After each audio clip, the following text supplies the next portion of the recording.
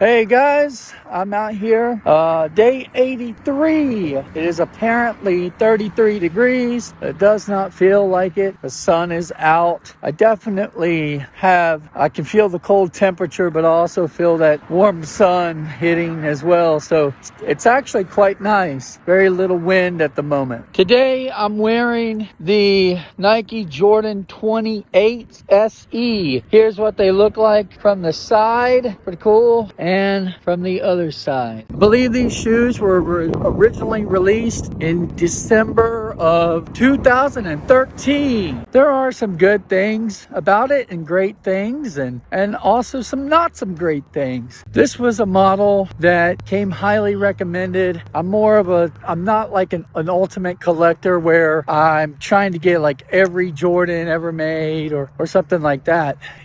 For me, it's really about the ones that I look at and I'm like, those are fire, those are ones that I kind of remember as a kid. Or what are some of the best Jordans what's the collective consensus of what are some of the best Jordans out there? And these kind of fit that bill. The Jordan 28, I believe, normally has a shroud on it, but these are the SE editions of the shoe.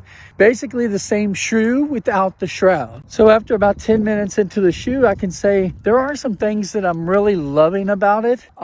First off, comparatively to virtually all other shoes from this point and previous that I own, I would say these are comparatively extremely nimble. I feel like I could do a lot more stuff in these shoes than even some other ones like the LeBron 10 Elites are released around the same time, relatively, but these are exponentially better. And recently I was in a Reebok Zig Slash 2 and what else was it? The Adidas Crazy Light 2. And both of those shoes feel pretty lightweight, and this is right there with it. It's a high top, but it's just like it's a lightweight high top. Where this separates itself though is the feeling of containment on the shoe. It's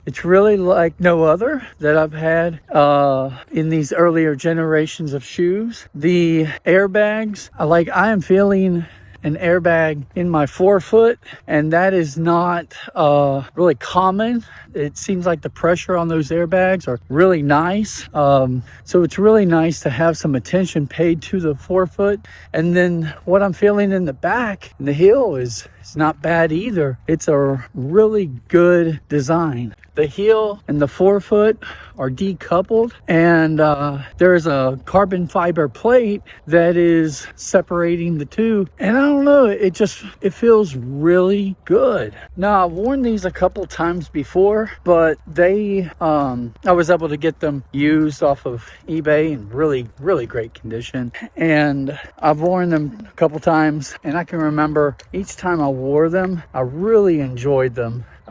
They feel great. Now today is a little bit different, admittedly. The prior couple days that I wore the shoes, I wore the stock insole that was in there, and again, my feet felt fine for the time, and I really wasn't stressing it at all. It was mainly just light walking, less than 10 or 15 minutes combined throughout the day, and then some standing on the feet a lot, but it wasn't stressful. And for those scenarios, the shoes felt wonderful. And since that point in time, when I started this fitness journey, I guess I messed up my plantar fascia, strained it too much, and now that I've got this condition, I have to use these inserts that go in the shoe. If the fit of the shoe allows it, I try to put the orthotic right on top of the insole, but in a lot of cases that won't work, and I have to take out the original insole. And in this case, I was going to take it out, and it was coming out, but I just didn't like what I was seeing underfoot, under that insole. And so whenever you've got a scenario like that, you're making choices. Do I put it over top of the insole and the shoe be a little tight, or do I take the thing out and then what's left underfoot might not be all that pleasant, even though you're putting an orthotic on top? In my case, it's a 3/4 length orthotic, so that forefoot doesn't have anything. And it's just kind of it just depends on the shoe, really, whether or not you can pull it off. So in this case, I was able to put the orthotic over top of the insole and get my foot into the shoe. The downside of that now is that there is more pressure on the midfoot with the laces. Even at one point where my foot started to feel a little numb, that's kind of gone away. But it's just, I had to readjust the laces and all of that. It's not, what I'm getting at is that it's not an ideal situation.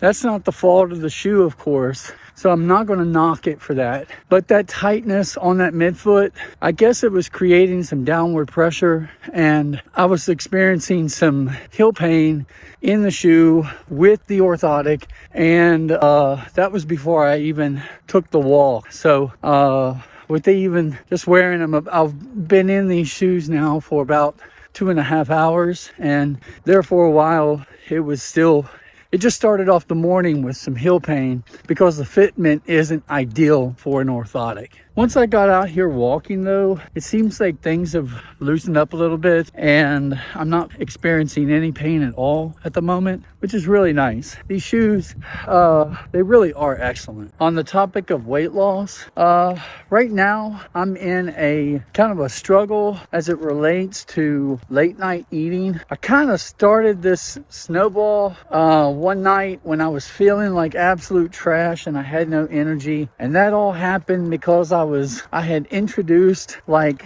basically I doubled the amount of cardio that I was doing, and that was ridiculous. So to try to get myself feeling back to normal, I allowed myself to eat at night after I had already had dinner for the evening. And that one night turned to two nights turned to three into 4. And last night I was trying to put a stop to it, but I don't know, the brain just does what it does, and it just allows me to give in.